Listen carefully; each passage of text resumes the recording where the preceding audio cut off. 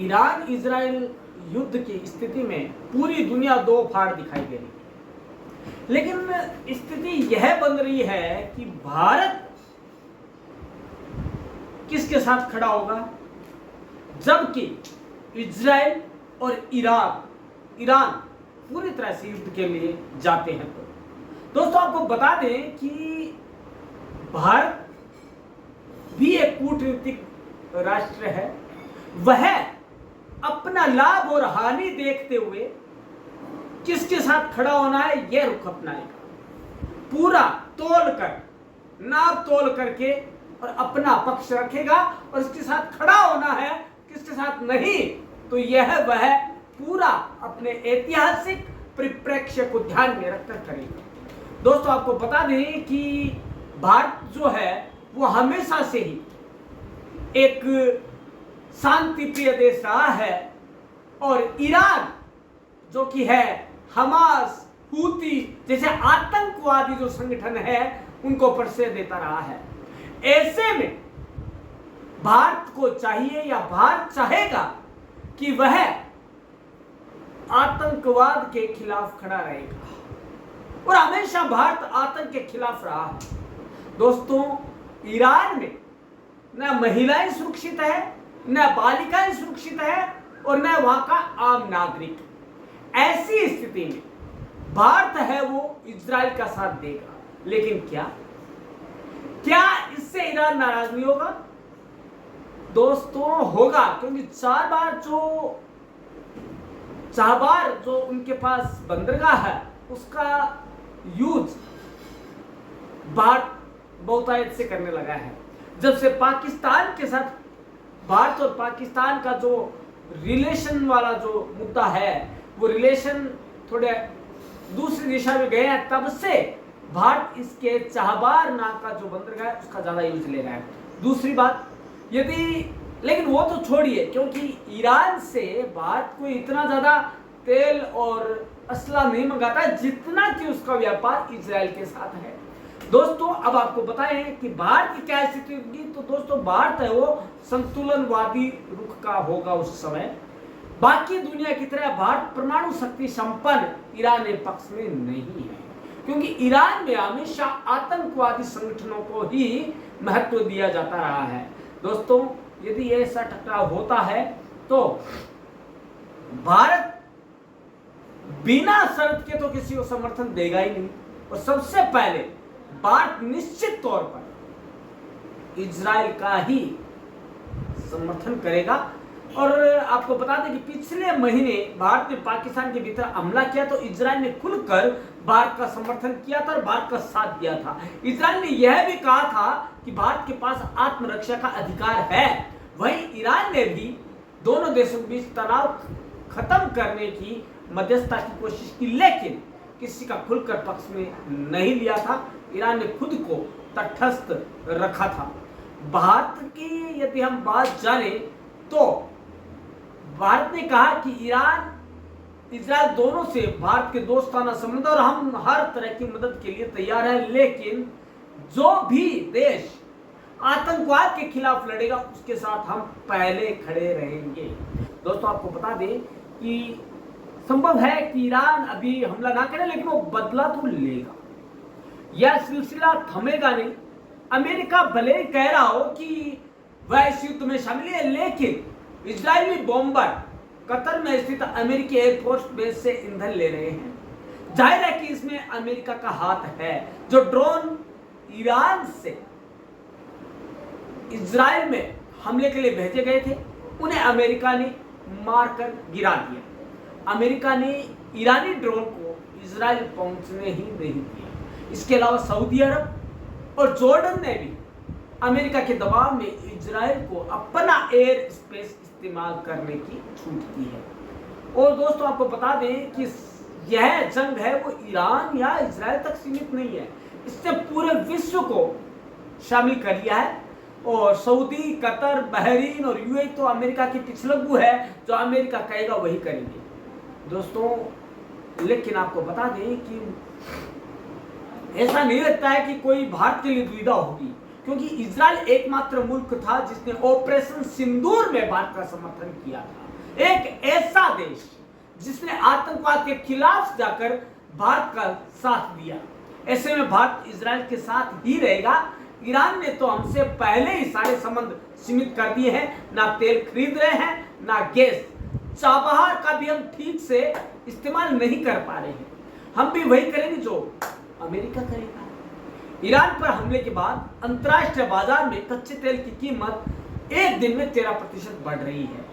लेकिन दोस्तों, आशंका है कि इस इलाके में युद्ध का दायरा बढ़ेगा। यह वही इलाका है जिसकी हिस्सेदारी वैश्विक तेल उत्पादन में 1/3 है। लेकिन दोस्तों, ऐसा कुछ नहीं है, क्योंकि भारत अन्य देशों से, जिसमें रूस है, उससे भी तेल का आयात करता है। दोस्तों, अब क्या है कि यदि युद्ध होता है तो भारत पर क्या असर पड़ेगा? अगर युद्ध का दायरा बढ़ता है तो भारत की ऊर्जा सुरक्षा सीधे तौर पर प्रभावित होगी। तेल महंगा होगा तो भारत के विदेशी मुद्रा भंडार पर सीधा असर पड़ेगा और अर्थव्यवस्था की गति है वो धीमी पड़ जाएगी। गल्फ और पश्चिमी एशिया से भारत के आर्थिक संबंध भी काफी गहरे हैं। इस इलाके के कई देश भारत के बड़े कारोबारी पार्टनर हैं। दोस्तों, भारत जो तृतीय बड़ी अर्थव्यवस्था बनने के ख्वाब देखे वो शायद थोड़ा खटाई में पड़ जाए। दोस्तों, अब आपको बता दें कि यदि इजराइल और ईरान की जंग से पूरा गल्फ प्रभावित हो सकता है, ऐसे में भारत के हितों पर सीधा असर पड़ने की आशंका है। ट्रंप के ईरान पर प्रतिबंध से पहले ईरान भारत का तीसरा सबसे बड़ा कच्चा तेल आपूर्तिकर्ता था।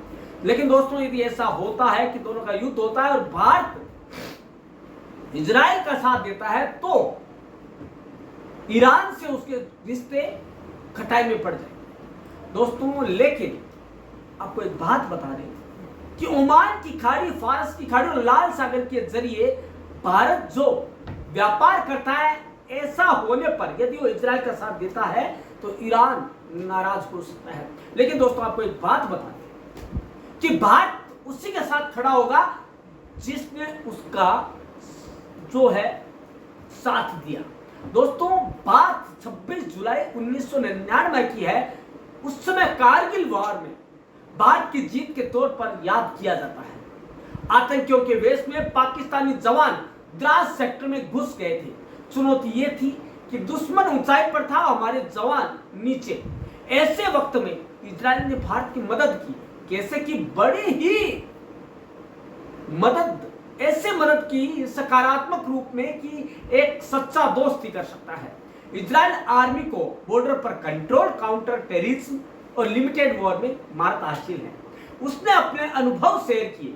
उसने जो अनुभव हुए थे वो काम में लिए। इतना ही नहीं, इजराइल ने भारत को ऊंचाई पर निगरानी करने वाले हैरोड और सर्चर जैसे यूएवी दिए। इसी ने इंडियन आर्मी को घुसपैठियों की सटीक लोकेशन बताई। इजराइल ने मिलिट्री सैटेलाइट से फोटोग्राफ भी मुहैया कराई। इतना ही नहीं, बोफोर्स फील्ड गन के लिए उसने गोलियां और हथियार भी मुहैया कराए। जंग के मैदान पर तैनात मिराज 2000 फाइटर के लिए इजराइल की ओर से लेजर गाइडेड बम भी मिले हैं, जो इस बात का सबूत है कि इजराइल ने कितनी मदद की होगी भारत। अब दोस्तों, बात यह आती है, इजराइल की तरफ भारत का झुकाव बढ़ रहा है। पिछले 10 सालों में भारत और इजराइल के रिश्ते बहुत अच्छे हुए हैं। दोनों देशों में राष्ट्रवादी सरकारें होने की वजह से यह और भी बढ़ा है। 2017 में प्रधानमंत्री नरेंद्र मोदी इजराइल गए। यह एक बहुत बड़ा मौका था, क्योंकि 1992 में दोनों देशों के बीच रिश्ते बनने के बाद पहली बार कोई भारतीय है वो प्रधानमंत्री जो है वो इजराइल गया था। दोनों देशों के बीच यह दोस्ती रणनीतिक फायदे पर बनी है। रक्षा और सुरक्षा के क्षेत्र में दोनों एक दूसरे का साथ देते रहे हैं। इजराइल ने मुश्किल समय में भारत को हथियार दिए, हालांकि वह इसके लिए बहुत ज्यादा पैसे भी लेता है, ऐसा नहीं है। लेकिन दोस्तों, पैसा तो लेंगे ही, लेकिन समस्या या मुसीबत में जो साथ दे वही सच्चा दोस्त है। दोस्तों, ऑपरेशन सिंदूर में भी भारत ने इजरायली कम्युनिकेशन ड्रोन और एयर डिफेंस मिसाइल सिस्टम का इस्तेमाल किया था। अब दोस्तों, आपको बता दें कि यदि भारत है वो संतुलित रुख अपनाता है तो वह स्ट्रेटेजिक ऑटोनॉमी यानी रणनीतिक स्वायत्ता की नीति अपनाएगा और उसके साथ वह इजराइल के साथ खड़ा दिखेगा, क्योंकि उसने एक तो वह आतंक के खिलाफ काम कर रहा है, दूसरा उसने पग पग पर जब भी भारत को जरूरत पड़ी, जंग में हो, चाहे कोई लड़ाई हो, चाहे आतंक के खिलाफ जाने की बात हो, उसने भारत का साथ दिया, चाहे ऑपरेशन सिंदूर हो, चाहे वह करगिल वार हो। तो दोस्तों, भारत क्यों नहीं देगा अपने दोस्त का साथ? माना कि वह थोड़ा सा लालची है इजराइल, लेकिन साथ भी तो देना है।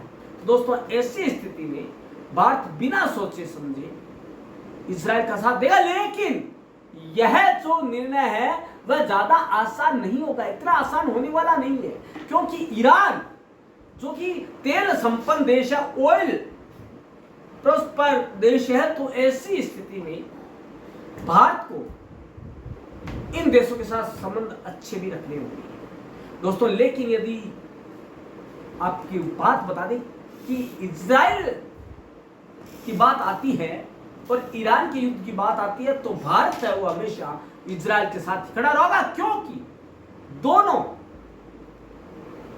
देश आतंक के खिलाफ लड़ रहे हैं, आतंक को झेल रहे हैं। लेकिन दोस्तों, भारत है वो इजराइल की निंदा नहीं करेगा, न ईरान को इसके लिए उकसाएगा, क्योंकि भारत चाहता है कि दोनों के बीच शांति हो। भारत हमेशा शांतिपूर्ण सहअस्तित्व में ही विश्वास करता है, इसलिए भारत पहले तो चाहेगा कि दोनों देश बैठकर बात को सुलझाए। लेकिन ऐसा होता है कि जंग होगी तो भारत इजराइल का साथ देगा, क्यों? इसका जवाब आपको मिल गया। अब आप बताएं कमेंट बॉक्स में कि भारत इजराइल के साथ क्यों दे और ईरान के साथ क्यों ना जाए। दोस्तों, क्या आप आतंक को चाहते हैं? यदि नहीं तो समर्थन कीजिए भारत का क्यों इजराइल के साथ जाए। दोस्तों, इसी के साथ मिलते हैं कल एक नए टॉपिक के साथ। तब तक के लिए धन्यवाद।